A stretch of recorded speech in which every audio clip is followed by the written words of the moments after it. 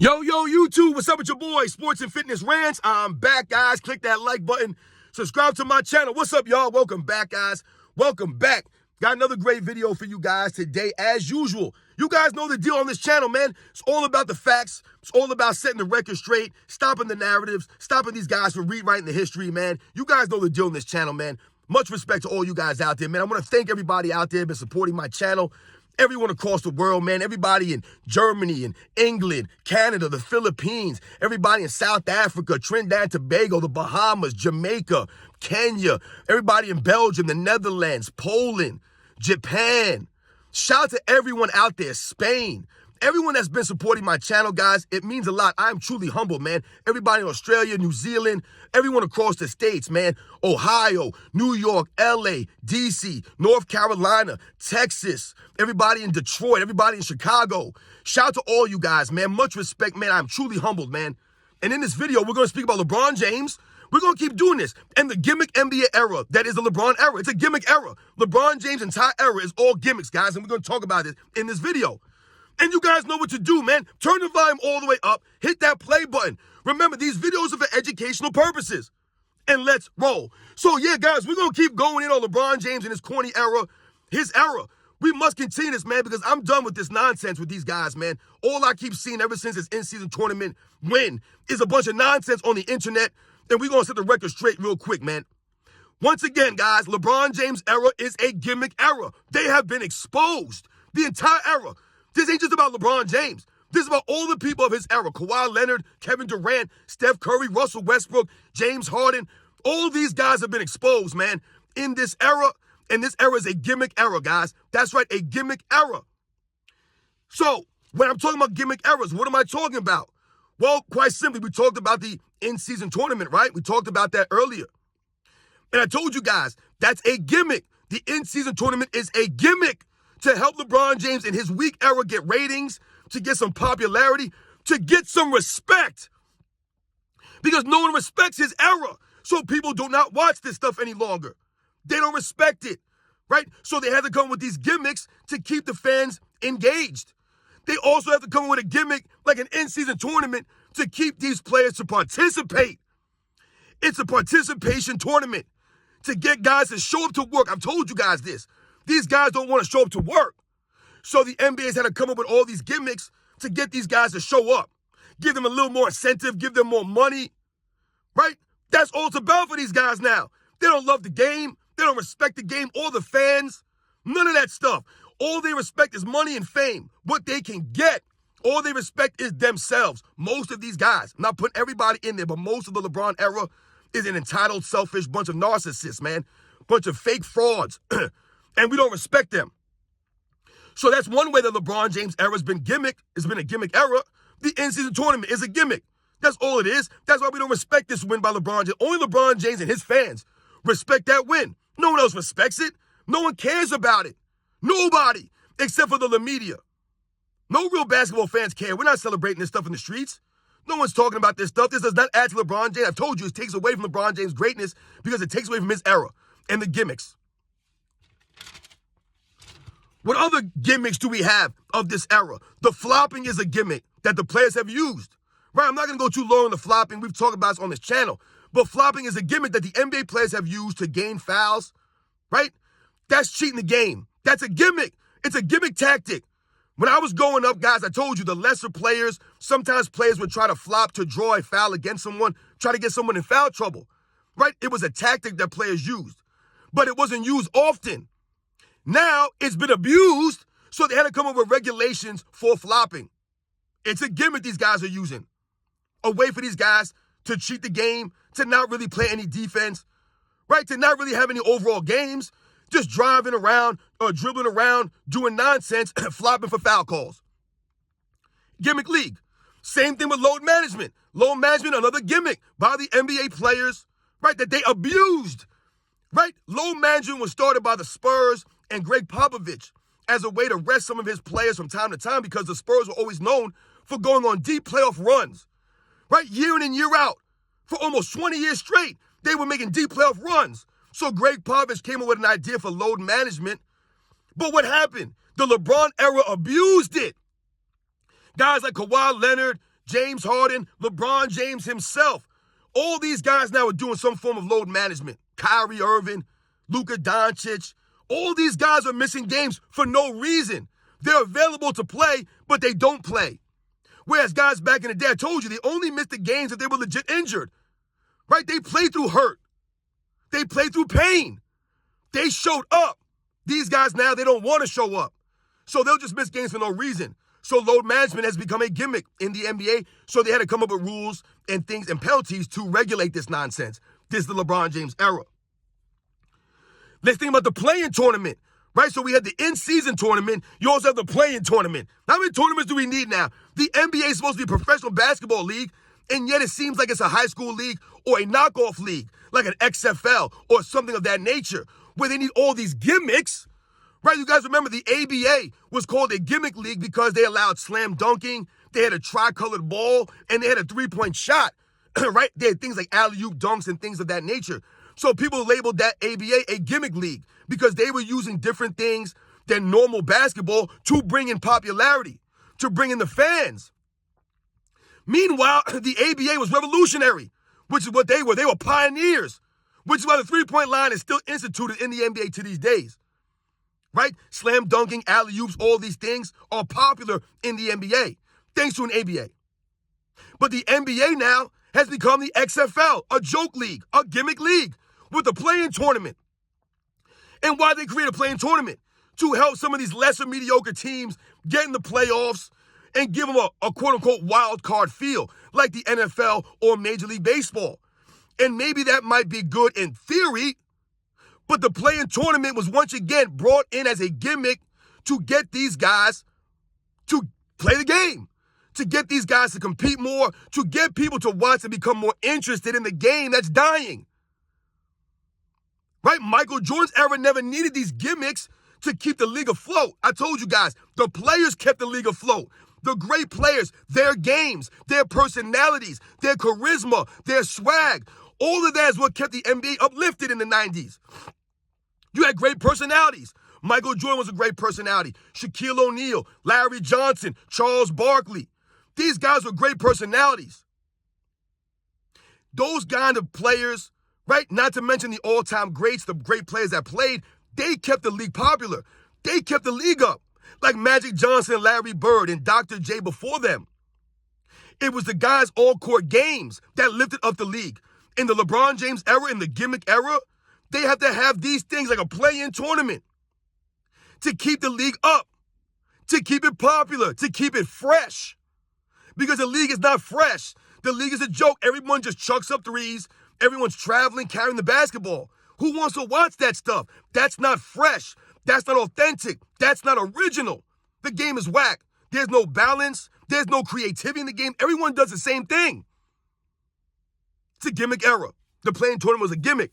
And LeBron James himself has benefited from that very gimmick, right? Making and using the play-in to get into the playoffs, right? It's all about some nonsense. So teams can load manage. It's almost counterintuitive. Teams can load manage all season, right? They can sit guys out and rest and know all they got to do is make the 10th seed and they can go on a run. So it really doesn't really add up to me for there to be a play-in per se, because all you're doing is allowing teams to load manage or to lollygag during the regular season in hopes that they'll make the play-in and they can go on a run, right? Didn't the Lakers get help last season going in the play-in and then making a run, right? Getting a little bit of help from the NBA as they usually do. And then they got swept in the Western Conference Finals. But that's the gimmick of the play-in. No one respects the play-in. Does anybody really care about this? No. They need to eliminate it. But the funny thing about the play-in, guys, and a lot of people don't mention, they forget about this stuff. The reason the play-in really came about, or one of the main reasons that the play-in came about, is if you guys remember some years back, they were trying to create an NBA playoff where they had the top 16 teams, right? It didn't matter if it was Eastern Conference or Western Conference. They wanted to come with the top 16 teams, right? Based off of record, regardless of the conference. And why did they start talking about these things? Because LeBron James' era had no East. The Eastern Conference in LeBron James' era, from 2010 to 2018-19, was the weakest Eastern Conference in NBA's history, where the Western Conference was routinely much, much superior. So People kept complaining about teams in the Western Conference missing the playoffs. Meanwhile, there were crappy teams in the East making the playoffs. So all of a sudden you start to hear talk about, well, why don't we have the best 16 teams with records make the playoffs, not 8-8? This LeBron James era. So more gimmicks, right? That never happened in Michael Jordan's era. The Eastern Conference in Michael Jordan's era was just as tough as the Western Conference was. It was a great balance in the NBA once again. This is why the NBA was great.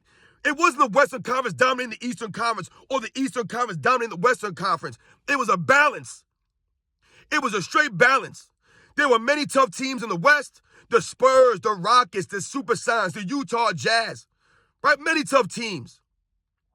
And the same thing could be said for the teams in the Eastern Conference. The Chicago Bulls, right? The Cleveland Cavaliers, the New York Knicks, the Indiana Pacers, the Orlando Magic, the Miami Heat.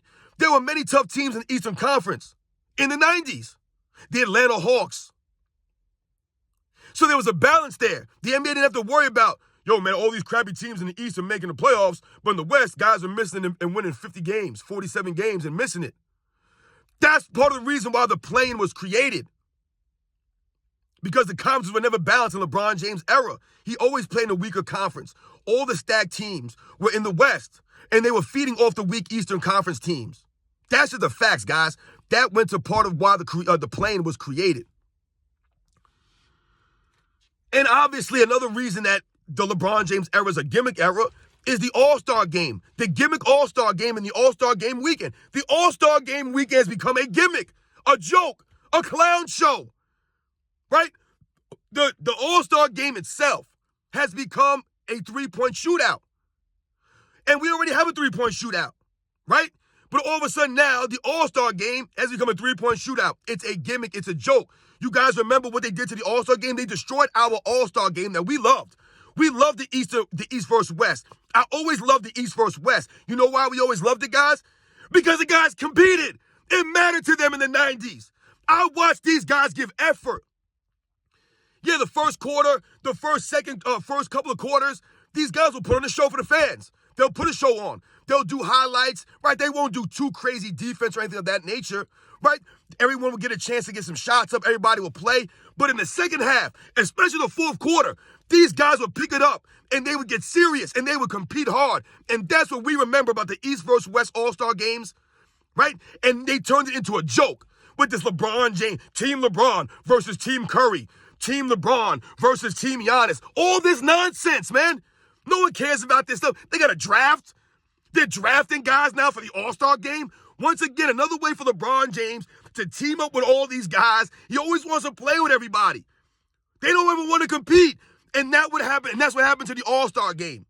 These guys always wanted to play together. You hear guys talk about, yeah, man, if I had a chance to play with this guy, I would play with him. If I had a chance to play with that guy, I'd love to play with him. If I had a chance to play with this guy. So they came up with the All-Star Game gimmick.